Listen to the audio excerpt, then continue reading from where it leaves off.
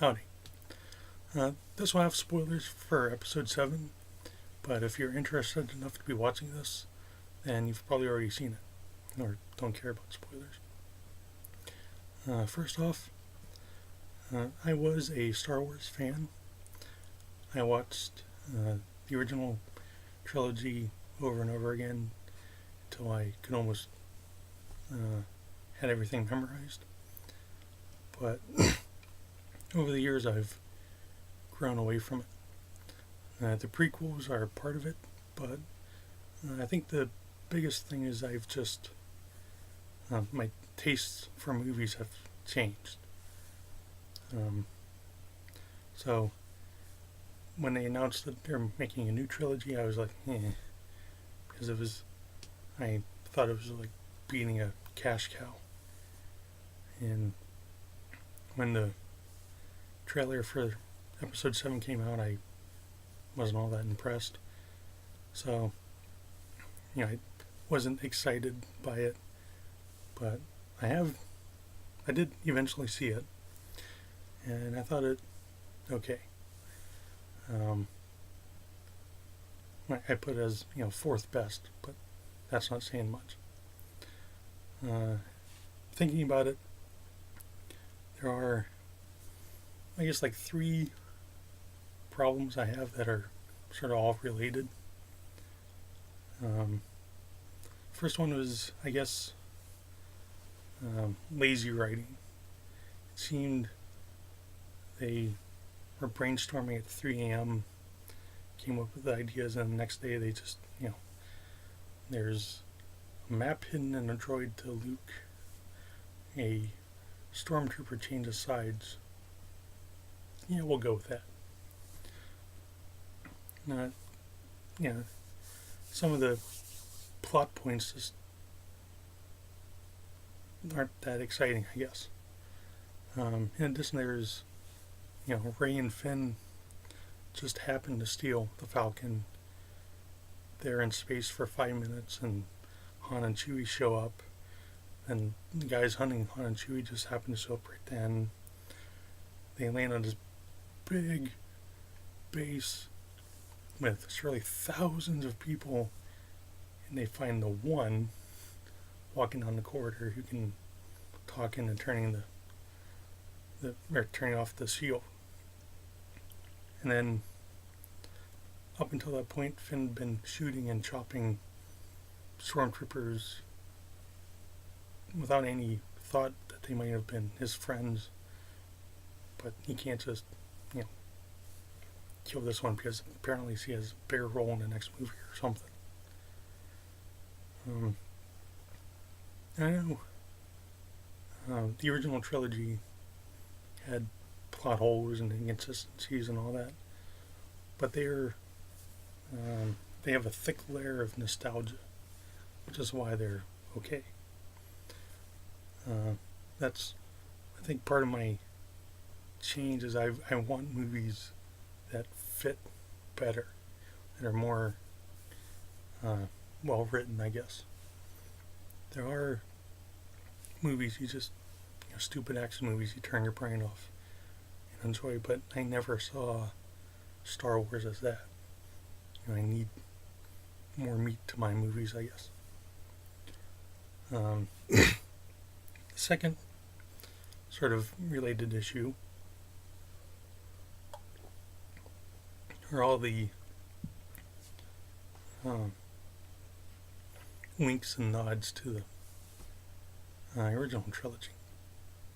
A few here and there are good, or can be good. Too many just makes it feel like they didn't know what they were writing, so they just redid what worked before. The Ray's home, the rusty AT-AT, that was great. That image was world building. The monster chess, that was world building in episode 4. In episode 7, it's and it was, and the third big issue I had, which is related to all this, is this stupid Starkiller base.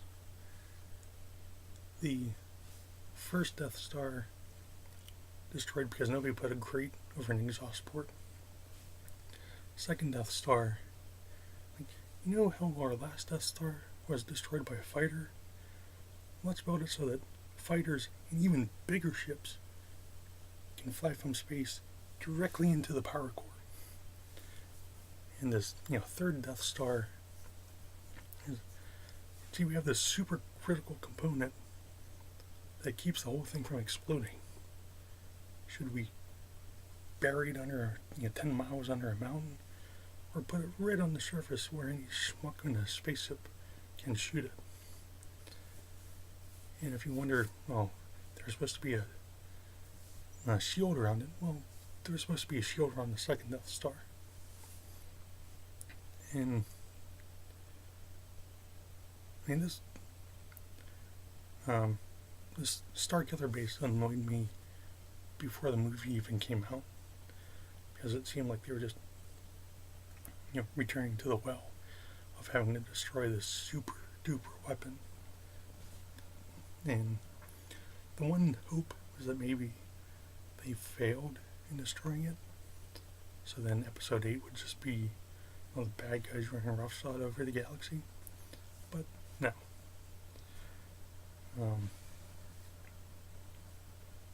And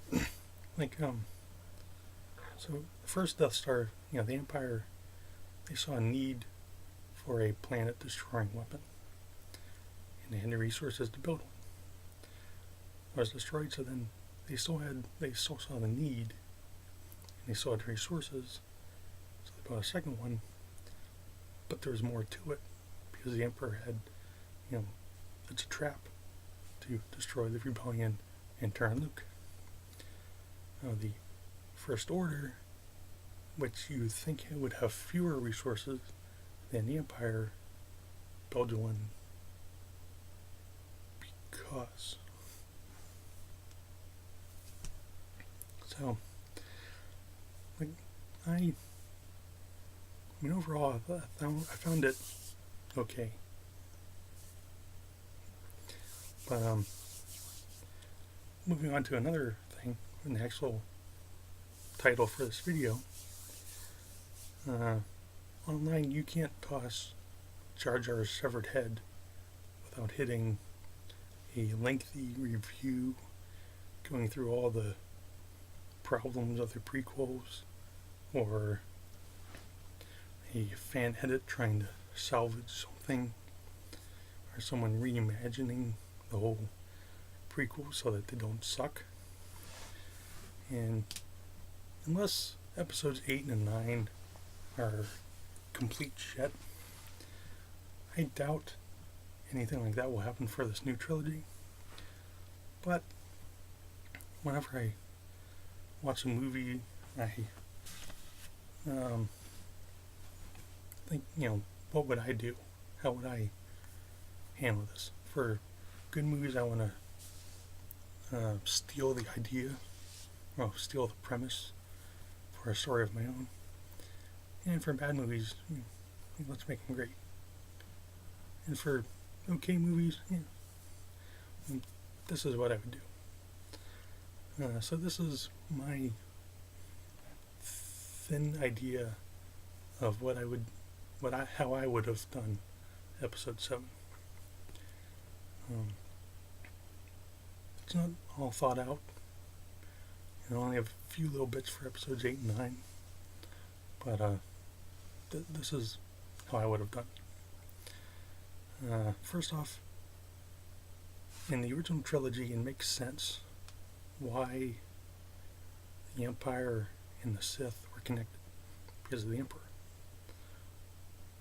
But why do they have to continue that? I mean, why does Snoke have to have his Force heavy? Kylo, Emperor Vader makes sense. Snoke Kylo just seems too much of a retread. So in my idea, the Jedi and the military would be two separate stories. Just a little interaction.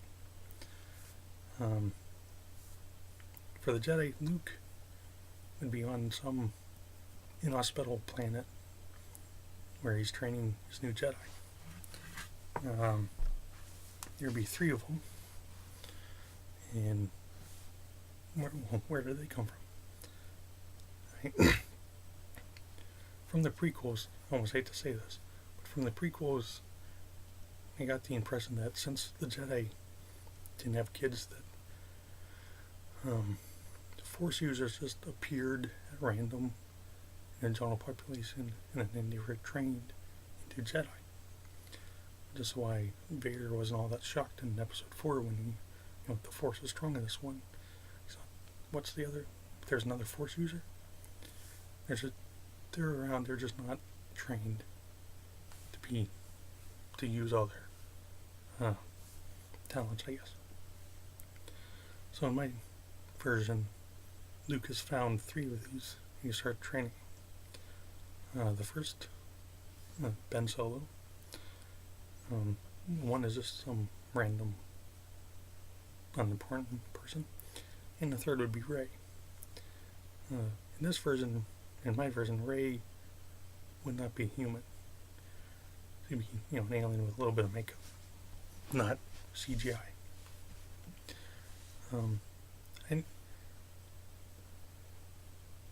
I don't quite understand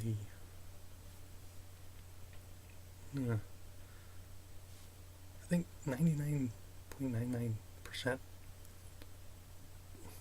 chance. I think there's a 99.99% chance that Rey is Luke's daughter. Like, everybody pretty much thinks that. So, in Episode 8, if there's a "I'm your father" moment, the audience will just roll their eyes and say, "We know." But if Luke goes, "I'm your father's brother's nephew's cousin's former roommate," everybody go, "What the fuck?" And so they'll probably try to make the real dramatic, because someone like Kylo will attack them and Luke will be dying in her arms, and he'll say, "You are a Skywalker," sort of going back to Yoda's death.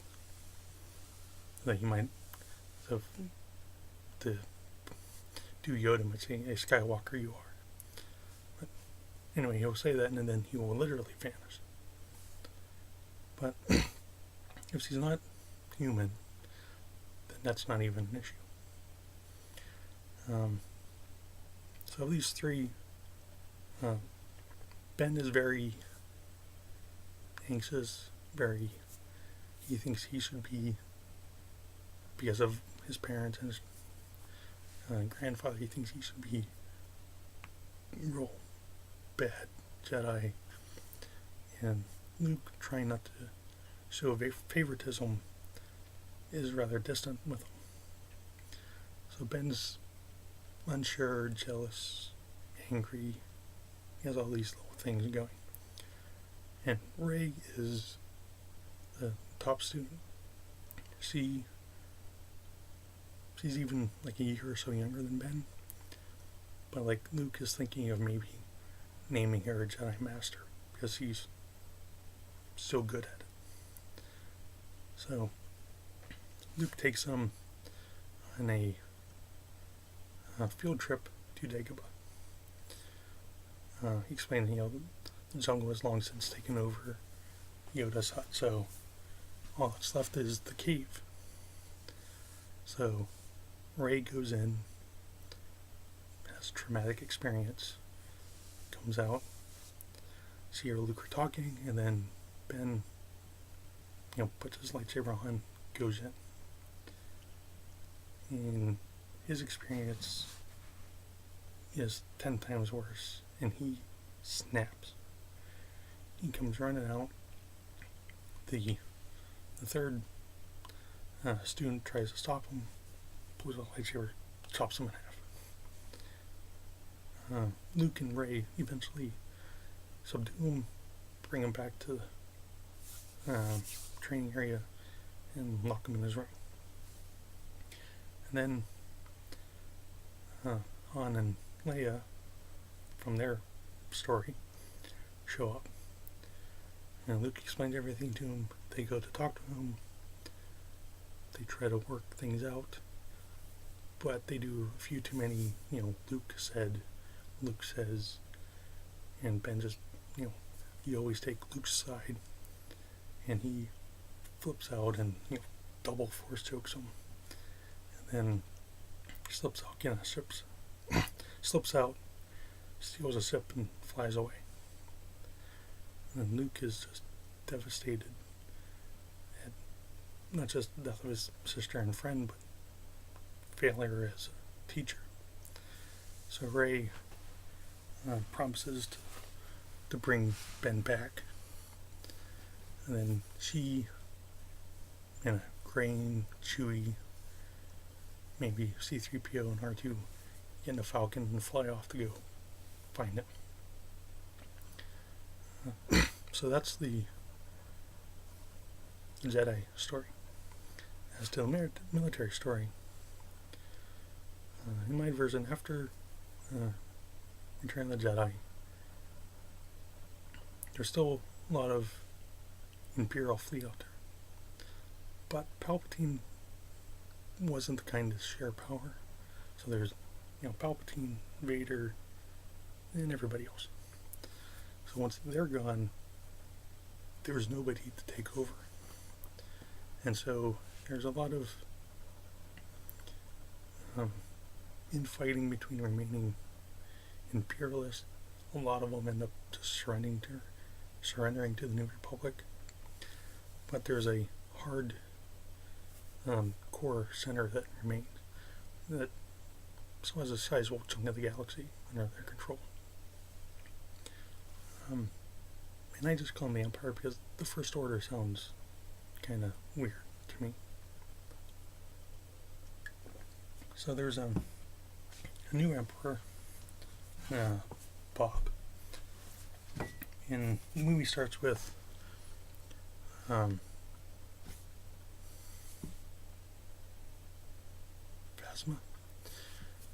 going into the Emperor Bob and saying something about he's weak and has failed, and then he just stabs him.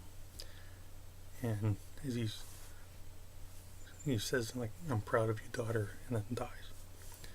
And so she's now Empress Phasma. It just sort of gives an idea of how things work in this new empire. They have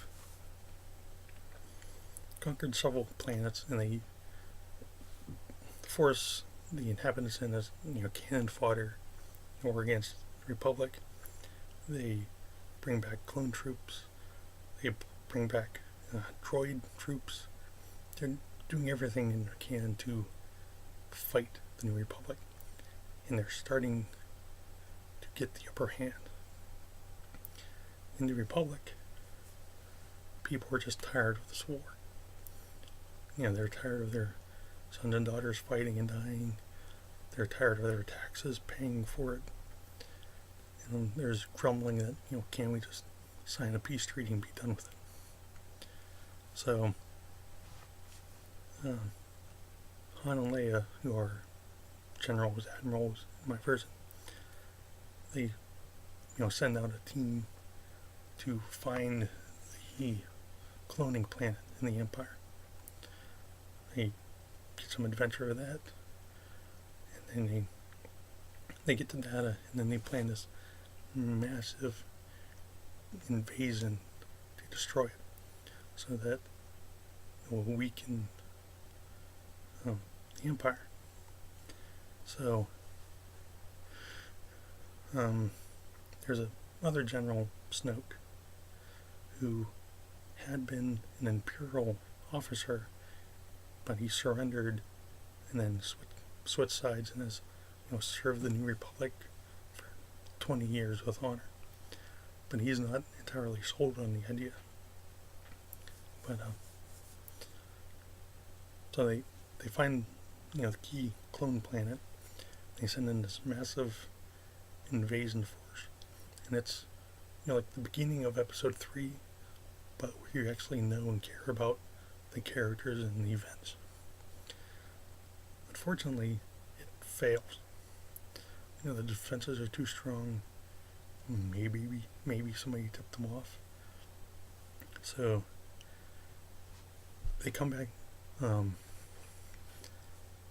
The Empire is weakened, so they can't turn around and then invade once an invasion.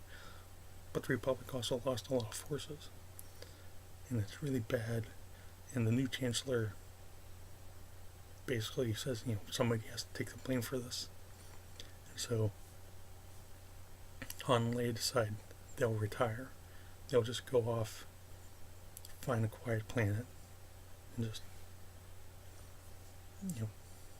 not bother with things anymore. But it was like during the battle, Leia, senses something's wrong with Ben. So before they get to the retirement, they'll stop and see Ben to see what's going on there.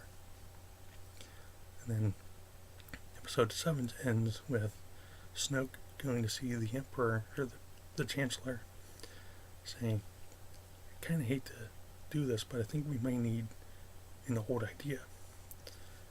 Chancellor says, what's that? And he pulls out a little holographic display of the Death Star. So that's my idea for episode 7.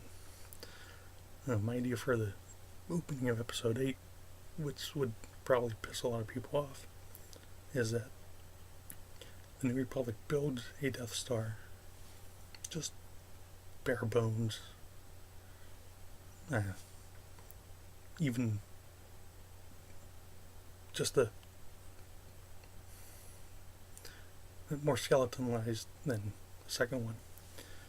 And they use it and they blow up the clone planet and the droid planet and a few other ones, and they just decimate the Empire, and then they fleet moves in and pretty much wipes them out.